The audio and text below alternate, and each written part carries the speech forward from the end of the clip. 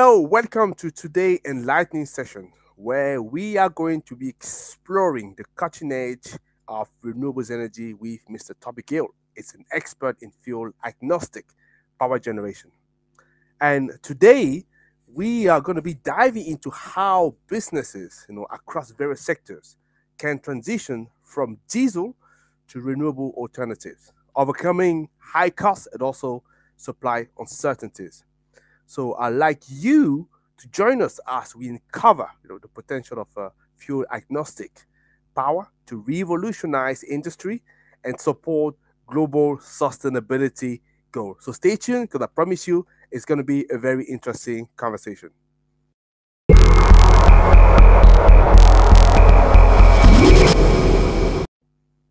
Hello again. So if you're joining me today, so my name is Tony Teo. I'm the founder here of Renewables in Africa. In short term, what we actually do is to raise awareness about renewables energy in Africa, but also across the globe. So if you are a project developer, if you are an EPC, if you are a supplier or an investor and looking to tap into Africa and to expand this beautiful continent, I want you to reach out to me because I want to show you how you can 10x your return on investment.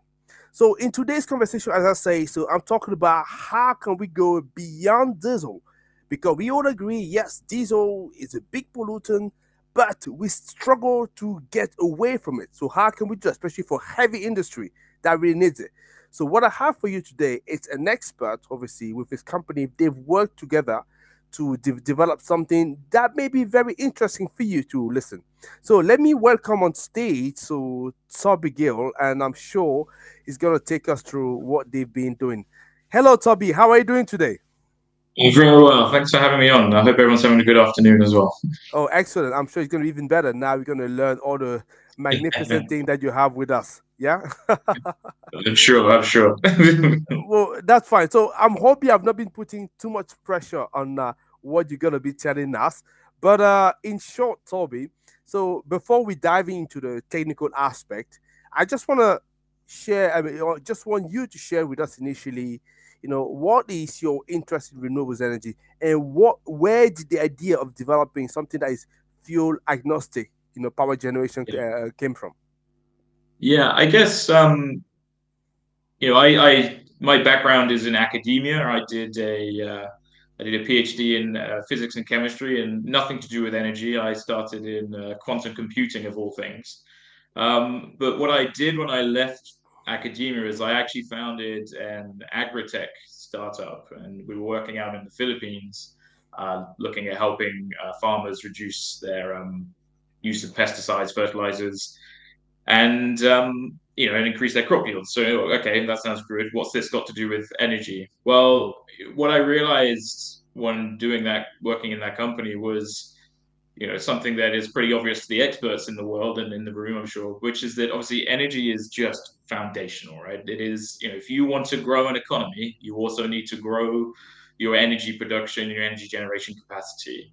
And yeah, as I was moving on to different and exciting opportunities, I figured, okay, well, I've tried having a go at revolutionizing the agri-tech world. How about I'll have a go at energy and see if there's something I can do that helps move that dial of how do we unlock that sustainable economic growth by tackling renewable energy. Excellent. You're onto a big mission there, I can tell you. Yeah, nothing too small there. Yeah. So, can you explain to us the concept of fuel agnostic power generation and what is the significance in terms of transitioning away from diesel? Yeah, sure. I think it's, using things like diesel and natural gas, right? They're, like I said, they're these really foundational sources of energy that unlock a huge amount of what we're trying to, powering the industry and powering the lights, and even, not insurmountable amounts of it powering this very conversation we're able to have today, right? And I think what we realized with fuel agnostic power is to say, look, we obviously know what the goal is, net zero 2050, right? We know what the goal is, and we know that there are a number of options to get us there. And obviously, wind, solar, energy storage, really key, right? Hyper Mhm. important. We need to do as much of that as we possibly can because they're the ones that really move the dial really far, really quickly. But when you look at the kind of total energy mix, you end up coming to the conclusion that there's a missing bit, right? There is a bit that still needs to look and feel like fuel, right? That's Mhm. something that you can, with absolute certainty, flick on a switch and you get exactly the power that you know. And that's obviously the kind of energy system that we've been very used to. But what we obviously want to do is we want to go away from that being sort of diesel, oil, natural gas to wonderful green net zero alternatives, right? Now, the question then becomes, what is that? What is the right answer? And we obviously hear a lot of different things in a lot of different places about what the opportunities and exciting aspects of this could be. We hear a lot about hydrogen, ammonia, biofuels and gaseous and liquid varieties. You hear about these synthetic fuels, and there's, the list sort of seems to be growing by the day, by the week, by the year. And because of that uncertainty, because of how unclear it is about what the answer is going to be, you end up getting a bit of paralysis, right? You're like, am I going to make the right decision? Am I going to back the right horse in this race? Mhm. Because we're so used to thinking, I have a petrol car, or I have a diesel car, or I've got an LPG generator, or I've got we put the name of the fuel before the thing that uses it. And if you open up your sort of mind a little bit and go, okay, well, what if I could put anything into my generator? What Mhm. does that enable me to do differently without having to change it, without having to sort of take it apart, tinker with it, but just, 1 minute I'm putting in hydrogen, the next minute I'm putting in biogas. What does that look like? What different decisions does that unlock as we try to get to net zero 2050? And what we really therefore see is that it really reduces the risk of making a change. Right? And Mhm. as we know, everything comes down to money and everything comes down to risk, right? And so Absolutely. if we could basically reduce the cost and reduce the risk of transitioning to something that is more sustainable than diesel, oil, or natural gas, then that makes it easier to start moving. Not in 5, 10 years' time, maybe when the costs come down, but today we can start doing things today by de-risking what that transition looks like. Excellent. That's beautiful. I know you prepared a presentation for us, and I was wondering if maybe the right time now just to take us through that. But before you actually jump into that, I'm just going to say that there's some people listening to us so live. So I would like you to welcome you on this show and thanking you to taking the time to listen to Toby and myself. So please don't hesitate to drop your questions so in the comment section, so that'd be great. I know some of you prefer to send it directly to me. You can also do so like that, but that'd be really appreciated. You can, this way we can share the questions live, and Toby, I'm sure, will take a pleasure to respond to all of them. So if that's okay, so Toby, so we have a short presentation we want to go through. So if you can just take us through the presentation, and we come back, like I say, we have some few questions, and we're going to see as well if the public has been responding, and then address sending us all some questions. So I'm just going to go on backstage, and I'll let you run the show and let me know if all is okay. Perfect. Thanks very much, Tony. Appreciate it. Okay, yeah. So, I mean, might be covering a little bit of ground that we've just spoken about, but what I want to talk about is how at IPG Energy we're solving the cost and availability challenges to using renewable fuels at scale with our clean fuel agnostic generator.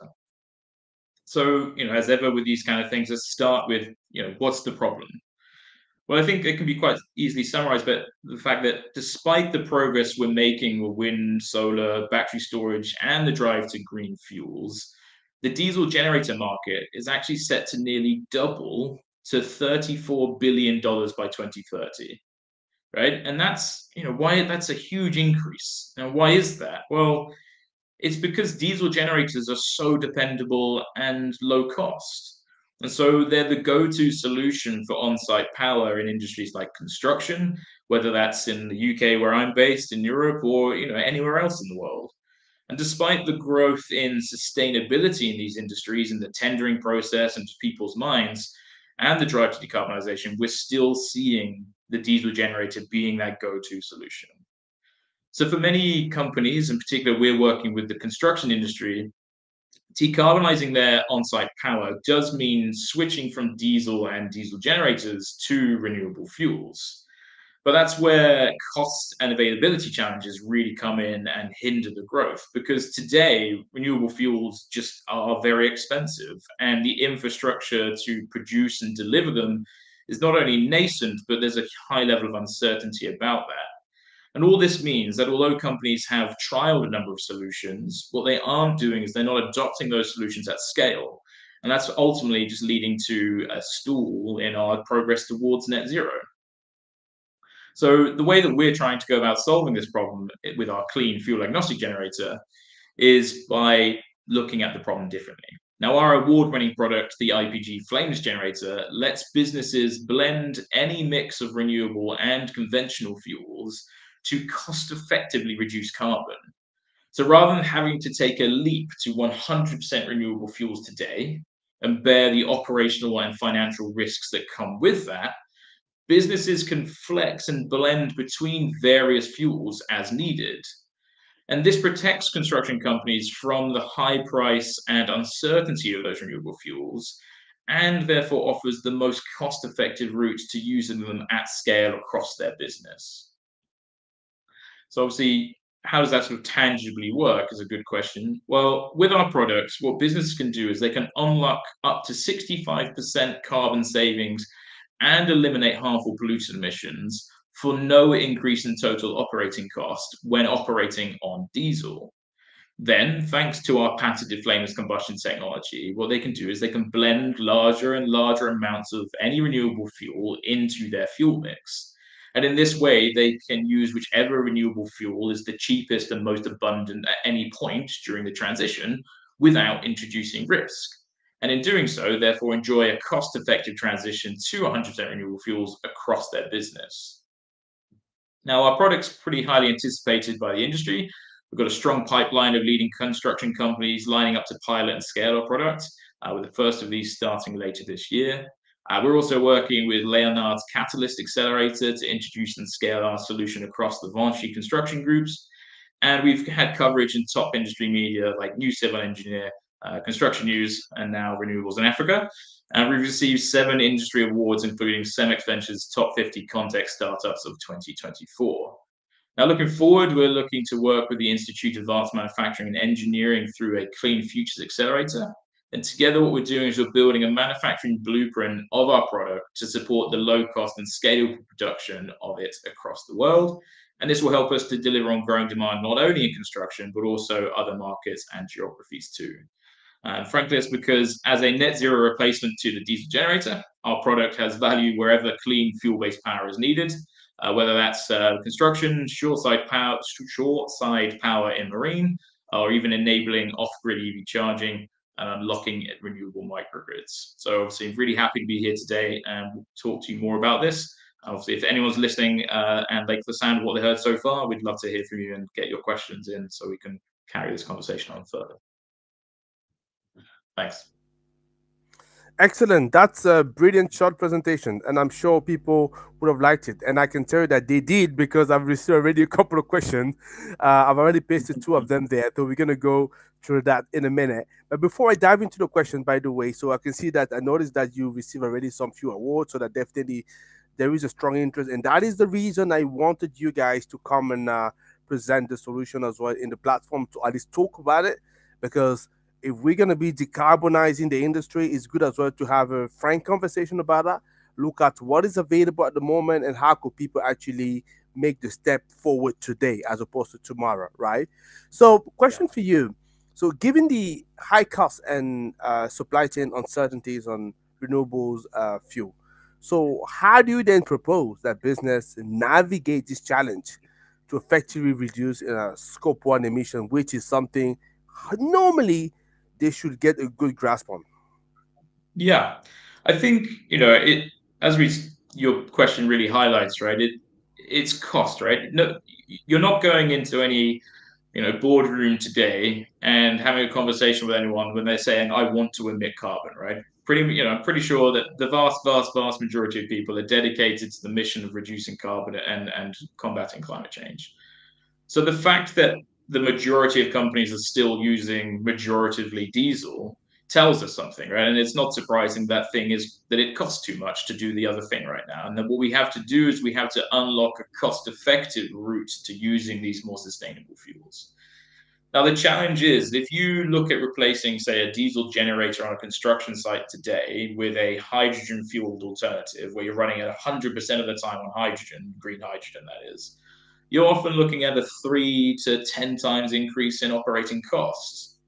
Now, the construction industry, like many, is a low margin business. Sure, they got very high turnover and it's a big driver in the world, but very low margin, right? And that makes that just frankly an untenable choice at scale. Even if you could get enough of it, which you also can't, right? That would be completely untenable for replacing, the hundreds, if not thousands, of diesel generators used at any one time in the construction industry, even just in a small country like the UK.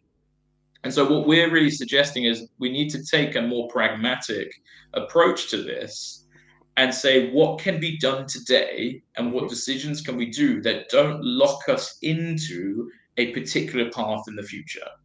So, what that can look like, for example, is saying, okay, today we've been able to go and find this green hydrogen supplier who can produce enough green hydrogen at a reasonable cost that I can actually run 25% of the time on green hydrogen, and unfortunately, 75% of the time on diesel. But what that means is that construction company or that business can say, look, what I'm in control of here is cost because I can set that budget. And if the cost of hydrogen suddenly starts fluctuating, if it goes up, I can regrettably reduce the amount of green hydrogen I'm using to maintain my cost, but still not bring it down to zero. And equally, if the cost of the green hydrogen comes down, hey, brilliant, I can use more green hydrogen for the same budget. But what I'm not is I'm not in a position where the fluctuations in the fuel markets lead to me having to make wholesale jump into or out of using renewable fuels, right? And that really enabling us to smooth that cost impact Mm-hmm. throughout the transition. And that's where you get that de-risking factor from. Because the other element is, what happens if in 3 years' time, another wonderful renewable fuel comes along that's half the price of that green hydrogen? Fine, we'll just switch that in as well. We'll start mixing that through. And therefore, no one today is sat there going, this is just too risky. We could find ourselves being out of pocket 10x here. They're going, Mm-hmm. okay, look, we're in control of our own destiny. We can make decisions as the market evolves and be in a very secure position whilst maximizing our carbon savings. Excellent, excellent. So let me just take at least one question that we have received. I'm just going to display that here. So, so how does, hopefully you could see, so how does fuel agnostic power impact the overall carbon footprint of a business? And can it Yeah. significantly contribute to achieving net zero target? So if you already addressed that in your presentation, I wouldn't mind if you can just come back to that so the person really gets the answer they're looking for here. Yeah, sure. I think the best way to perhaps answer this is the sort of really tangible example of a Please do project so. that we've got coming up, actually, which is by if we take the baseline, right, we say, okay, what is happening right now? And what's happening right now is someone's got a diesel generator running obviously on diesel, and it's polluting whatever it's polluting, right? What we can do is we can come in and put our flameless generator and fuel agnostic flameless generator on site, couple it with battery storage, and what that's going to enable us to do is even if we're running still on diesel, it's going to enable us to reduce the CO2 emissions by up to 65% for no increase in total operating cost. So in terms of how does this help a company significantly achieve its net zero, that's pretty good, right? We've already, for zero increase in cost, got a 65% reduction. But what this also then means is that for every penny, every pound that that company is able and willing to spend on going further, we can increase the amount of renewable fuel that's being used and increase the carbon saving percentage as well. And what that really means is that we can look at maintaining for whatever the fixed budget of that company is, we can look at maintaining that budget whilst over the next 5, 10, 20 years Mhm. increasing as quickly as possible how quickly we get to it being 100% renewable fuels, but having never compromised on costs. And that's the key. Excellent. Thank you very much for that. So let me go for another question for you. So in region heavily relying on diesel generator, and that's a very good question because I'm gonna want you to talk about your Kenya experience. But for example, in African continent, not just African continent, but let me just take an example there. You have places like Nigeria, so Algeria, so South Africa, so heavily relying on diesel generator because of the extractive industry Yeah. that they have. So, what would you say are the first step companies should take, to Yeah, sure. transition towards fuel agnostic power generation? Sure. I think it's the starting point really comes down to having a consideration of what other fuels might there be out there.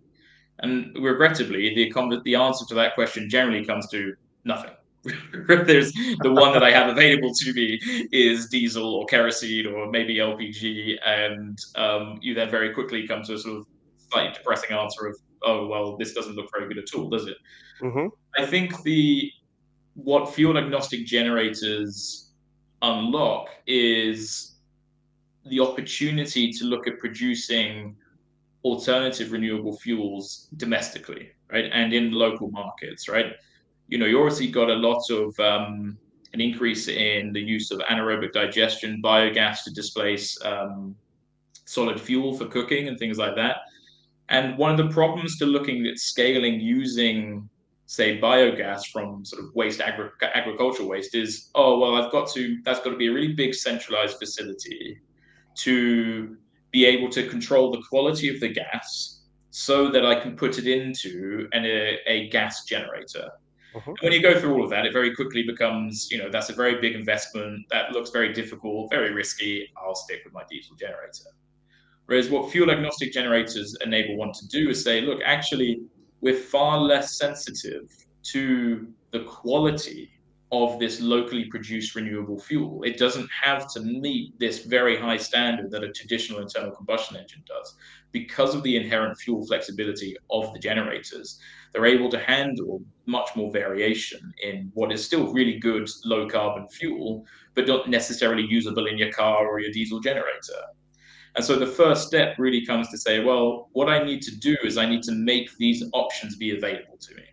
Now, obviously, I've got a very big invested interest in the next statement, which is therefore the first step is buy a fuel agnostic generator. Because once you have it, once you have it, you can be relying on conventional fuels today because that's what you're going to be doing anyway, but you can start making different decisions. You can start looking into things that bring alternative fuels into the mix, again, without having to jump 100% there and accept all the risk and cost associated to that. Now, obviously, that requires a capital outlay. So it's not for everyone, especially given that companies like myself, ours, are still pretty young and pretty and growing. And the harsh reality is that I can't sell one of these things to someone as cheaply as they can go and buy a diesel generator. So Mm-hmm. the real challenge is the capital outlay today, and that's obviously true of all new technologies, the curse of them, if you like, to some degrees. But what we're able to do in certain applications is find a way of putting together a package that makes that tolerable, makes that acceptable, so that we can start the ball moving as quickly as possible. Excellent, excellent. I think that's give us a good answer for that. I mentioned earlier on that you did a trip to Kenya, so I think a few years a few years ago. So I was wondering if you can give us some key insights that you gained, during that trip with regard to, the potential for renewables energy adoption in rural microgrid and how this can be applied globally. So I know also that you may have a couple of pictures here that you want to share. I'm happy to bring the slide back on if you want me to. Yeah, that'd be cool. Let's do that. Let's bring it on, and I can talk through what we did and how we Okay. got there. So yeah, we back in 2019, pre-COVID, obviously, so a different world, a different time. Yeah. I joined a trade mission from run by the UK, the UK, to go out to Kenya to look at how some of the energy innovations that we would, what we were one of a number of companies going out and looking at how helping us understand where we could potentially where our technologies might actually have help, right? It might be of use in what is, very similar but obviously very different markets at the same time. And dare I say it, to really sort of challenge some of the ignorance that we have sat here in London thinking that we understand the world, and we need to go out and actually experience the world to understand what the real challenges are on the ground before we sort of start preaching too much about what our great idea is. So we had a really fantastic time. We met leaders from the UN through to the energy minister of Kenya. We met the CEO of Kenya Power, so the guys who run the national grid there. Then right down to entrepreneurs running small microgrids, innovating with solar and a whole bunch of other different models. And I think the kind of the sort of first thing that I struck me, right, was not unsurprising, is that the challenges facing the energy industry are the challenges facing the energy industry, and to some extent, whether or not you're sat here in London or sat in Nairobi, it's the same fundamental challenges. It's just presenting itself slightly differently, and perhaps the sort of total amount of kilowatt hours you need is slightly different. But it's still essentially the same challenge of we're completely depending on fossil fuels today. How do we get off of fossil fuels tomorrow? So that was a very important thing. But what it really helped me also understand was that some of the more ecological impacts around. I've got a picture here, obviously, just me being sat in traffic and sort of suffering some of the local air pollution. These are, there's a whole, but these are challenges that we're trying to solve globally, right? So there's nothing especially unique about the challenges, but it's just how, but what I did learn was the way that we're going to go about solving some of these challenges obviously varies depending on where in the world you are, right? And so that was a very sort of humbling experience. The other thing I learned was that this is the other business models, novel business models that didn't make sense to wouldn't have made sense to me. I'd have never been able to come up with were really powerful in unlocking rapid change. So there's a company in Kenya called M Copper who, amongst other things nowadays, sort of started out essentially leasing and renting small solar panels and LED light bulbs, and the end result of that is on this image on the left, what you can see is sort of the amount of kerosene that is avoided by not using kerosene lamps, but using these light bulbs. And so not only was that a huge cost saver for the people signing up to this, but also had this profound carbon benefit and pollution benefit, right? So I think there was what I also learned there, the key thing there was, capital is a real, it's a challenge everywhere. But I guess my naivety in how do you unlock growth of these technologies in Africa and Kenya was absolutely key about how do we remove the capital barrier to getting access to them, right? How do you make it so that on day one you can get running without having to sort of fork out, thousands and thousands of pounds to get the product in the first place. So that was another really key insight that we gained from there. And then I think finally, again, just the most important thing that we came away from that trade mission was just how many diesel generators there are everywhere in a way that I wasn't used to, again, based here in the UK. And that, this is this is ironically, to some extent, this is a, oh, been plunged into darkness in my office. This is a picture of a backup diesel generator powering a solar panel manufacturing company. And so there was, even in the sort of beautiful example of there being solar panels being manufactured and produced and sold out to various customers, even they were still dependent on diesel generators to actually power their facilities, despite also having access to their own solar panels. And I think it demonstrated that what there is, as with everywhere, is there is just an absolute essential nature of an essential requirement for the certainty that diesel generators currently provide. And whether that is for a small business, a big shopping center, or indeed a microgrid, the role that the diesel generator plays is not only sort of important, it's essential, right? These are absolutely essential to providing the energy stability that's needed for that economic growth that we want. But we've got to find a way of doing it more sustainably. And unfortunately, what we learned in 2019 was our product was just still way too expensive to be able to move into the African market at the time. And then we needed to sort of start scaling and growing to be able to bring that capital cost down to then really start looking at unlocking really exciting opportunities, not only in Kenya, but throughout Africa. So I think that's really, very high level what I learned. And, some of it, I think, like I said, is obvious, and some of it in hindsight is more obvious and less obvious. But it was a really fantastic experience, and I was really, really pleased and grateful to have been included in it. So yeah, it's great. I think I like what you've written there. The ubiquity of diesel generator is exactly what it is. Actually, I've always said to many people, in fact, in many places in the continent, so the diesel generator is the grid. Actually, Exactly that's right. Exactly. that's what people Yeah. don't realize. So, I've had another question that have come through here that I want to share with you before I go back to the set of questions that I have. So, just for you listening, so we're probably going to be wrapping up this call in the next 10 minutes. So, if you have some very important questions for Toby, please now is the time to ask them, and I'm sure we do the best to go through that. So, Toby, I think we have this question, which is, I believe, an important one.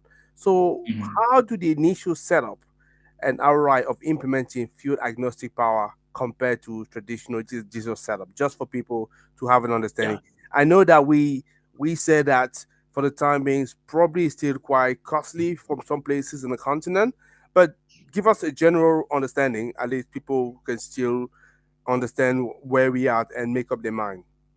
Yeah, so I think, look, the without going unfortunately into too many specific details of the exact costing, what I can say, right, is that what we've been able to do by sort of looking how the financing comes around a product, right, and that's the key, right, is how do the generator itself is still more expensive than a diesel generator, right? A diesel generator might, 50 kilowatt or 100 kilowatt diesel generator might only cost you sort of 10, 15,000 pounds.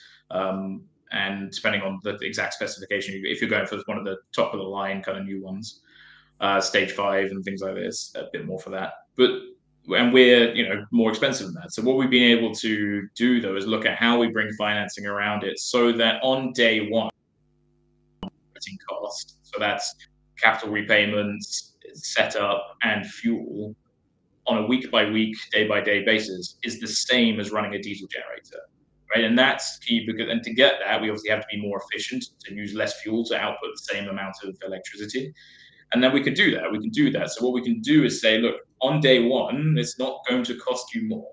Right. So in terms of the ROI, it becomes obviously a bit of an interesting calculation because it's either infinite or instantaneous, depending on how you do the maths. But it's basically it's the same price, right? It's running the same total same running cost.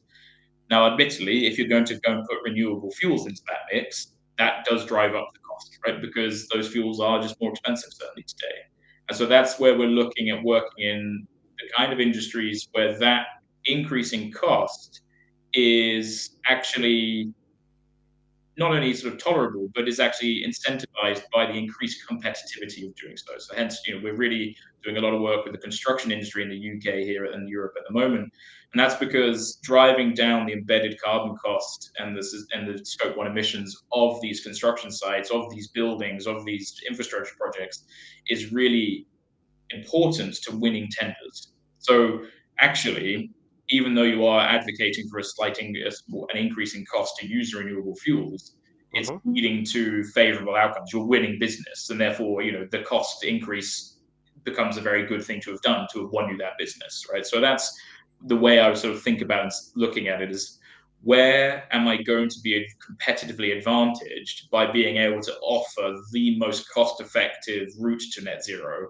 rather than is this cheaper than diesel? Because the answer is no, it's not cheaper than diesel, right? If you're going to do something more sustainable today, it's unfortunately going to cost a bit more. That's the regrettable reality of where we stand in the world. Okay, I think this is well understood. So I have a couple of questions for you. After that, we can wrap it up. So, but it's important for me. So you talked about the solution here, fuel agnostic power generation. But can you tell us a little more? What is the size of the solution, and Sure. how does it impact the suitability to different applications, so that people Yeah. know whether it's for only for big size applications, small size, mid size? Where are we here? Yeah, so at the moment we're producing 50 to 100 kilowatt modules and units.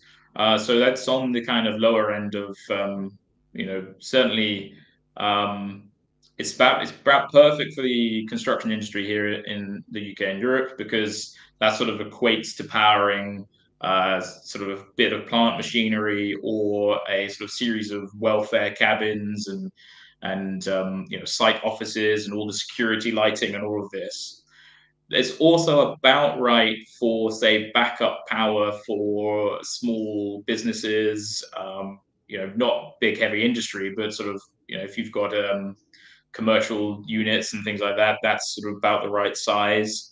And then it's also what we also learned on that Kenya trip was that it's sort of perfect for what the majority of kind of solar based microgrids at the moment. They're sort of very typically somewhere between sort of 20 to 200 kilowatts on the really big size. You can obviously get something bigger than that.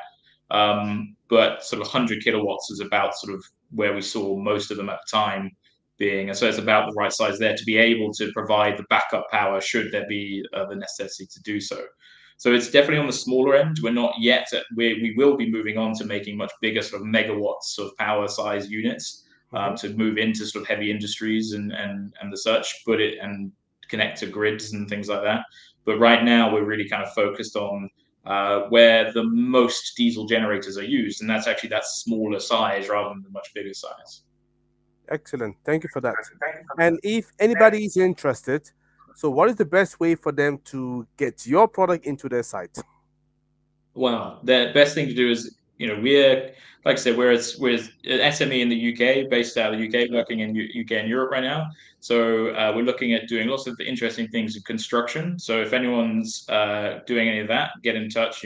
Get through. We've got our contact details even on this presentation, or you can find us on our website. But what we're also doing is we're looking at how do we expand out and how do we start moving the dial forward elsewhere, obviously, as relevant to this conversation, in Africa. And I think the question there is, we've got far less definitive plans of what we're doing. So if someone's excited about the opportunity and what this could do, the best thing is to just reach out to us, drop us an email with what the exciting opportunity is, and we can then take it from there, start those discussions, and see where it goes. Right? I think that's it's going to be a collaborative effort to get it out there from where we are in London, but it's definitely doable, and we'd be really excited to look into that.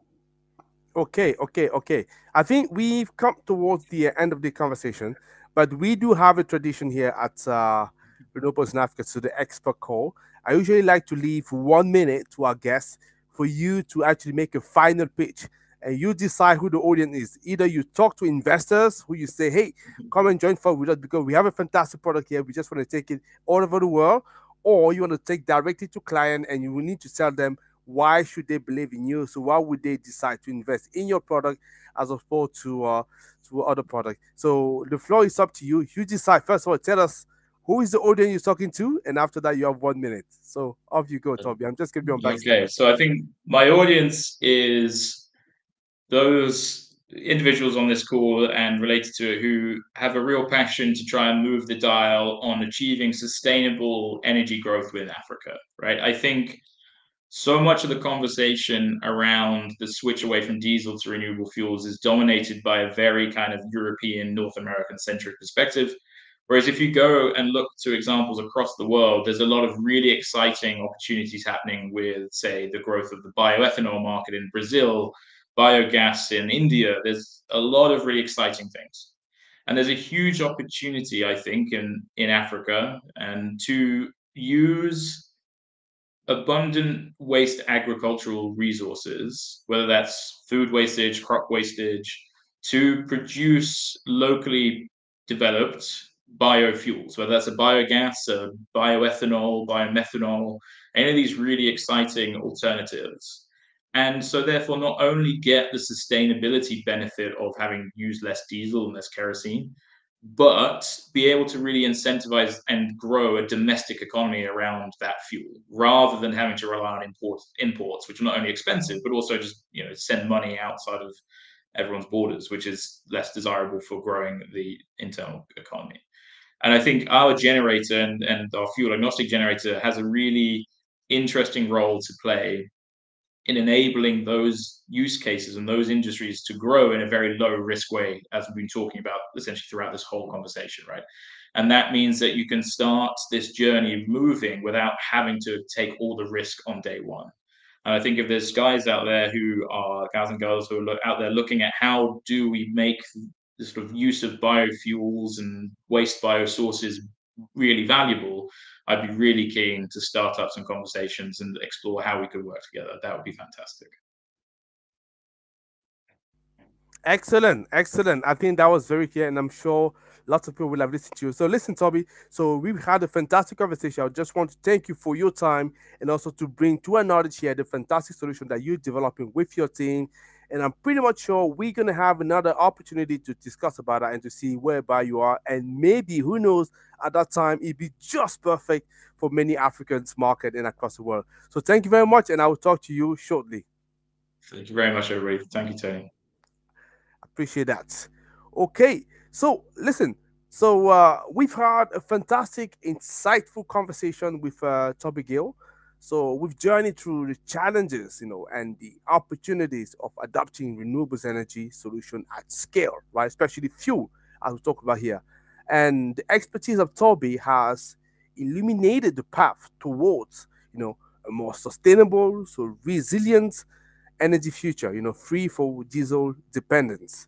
So I just want us to carry forward these learnings, you know, to make informed decision on the pursuit of renewable resilience.